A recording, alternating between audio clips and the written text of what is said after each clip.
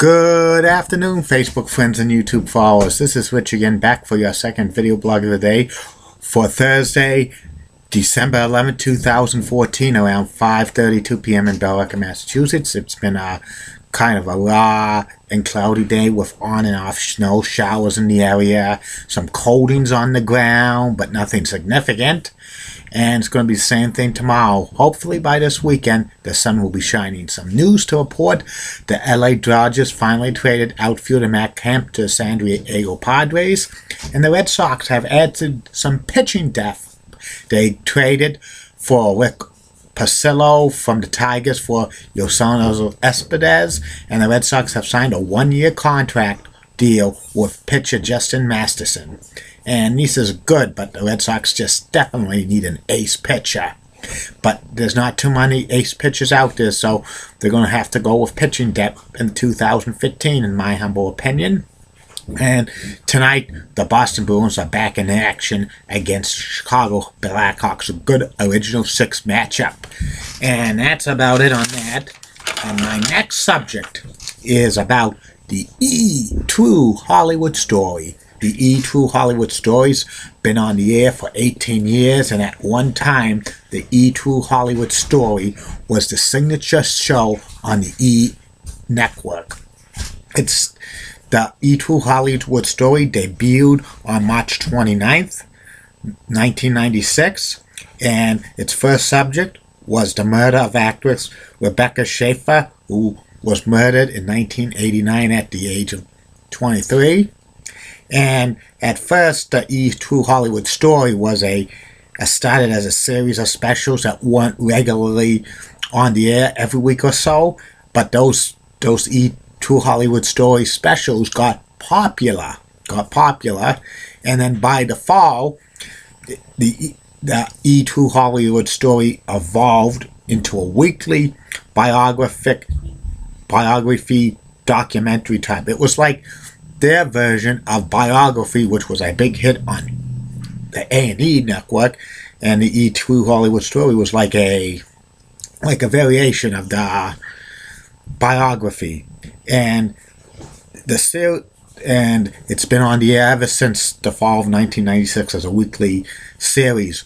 Usually, the subjects on the True Hollywood Story usually includes with Hollywood celebrities, movie, TV series, and well-known public figures. And the topics included in each True Hollywood Stories was salacious retelling of Hollywood secrets, showbiz scandals, celebrities, murders, mystery, cons, scams, adult entertainment stars, interviews, and children's stars, whether are they now an investigating of other stuff. And during the True Hollywood Story shows, which usually ran for 1 or 2 hours, depends what was the subject, they had in-depth interviews with the celebrities or celebrity friends and stuff like that, and they had courtroom footage and actual drama actiments and stuff like that. And the True Hollywood Story was a great series. I started watching it in like 1997 and stuff, and it was pretty good. They usually debuted a new True Hollywood Story, usually on Sundays, and they might debut maybe 2 to 3 of them per month and stuff, and they would rerun them almost every single day, usually at like 8 p.m. or 9 p.m. at night on E! During the like late 90s and early 2000s. It was their signature show for many, many years, the True Hollywood Story. Over 500 celebrities have been profiled, and a lot of television shows and other stuff. Some of the best True Hollywood Stories I've seen was Ray Combs, the host of Family Feud, who passed away at the age of 40. They also had one about the Brady Bunch, another one about Hulk Hogan, and another one, Family Feud, the Dukes of Hazzard, The Price is Right, Hollywood Squares, The Gong Show, Jenny McCarthy, Pamela Anderson, William Shatner, Heather Locklear, Wheel of Fortune, and so many others. At one time, about 20 to 30% of E's schedule was reruns of the E! True Hollywood Story and stuff. But I think by the late 2000s, E was defocusing on the True Hollywood Stories as like a weekly series and stuff as stuff.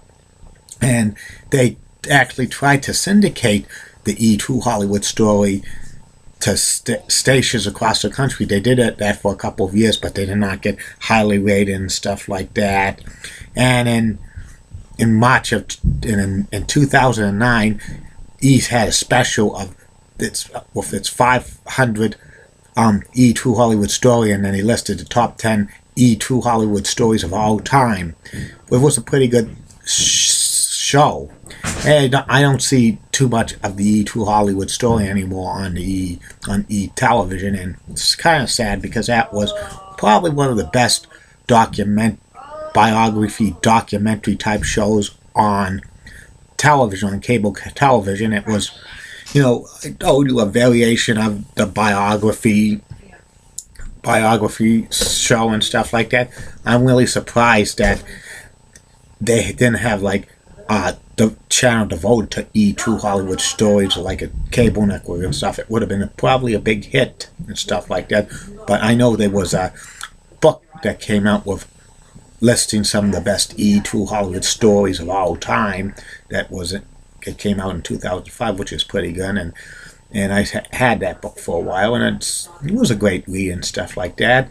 And they used to have like E! True Hollywood Stories on demand, on demand, but they don't have them anymore because basically the shows phased out completely, not completely, but phased out. Don't see it too much on the E! schedule anymore, but it should be brought back maybe as a weekly series and stuff, maybe once a week, and it could rerun it a few times. And I think the E! True Hollywood Story is the best. And that's about it on that. My third and final video blog subject of the night will be about Howie Carr, the personality profile. That will be a couple of hours. See you later, Facebook friends and YouTube followers. Bye now.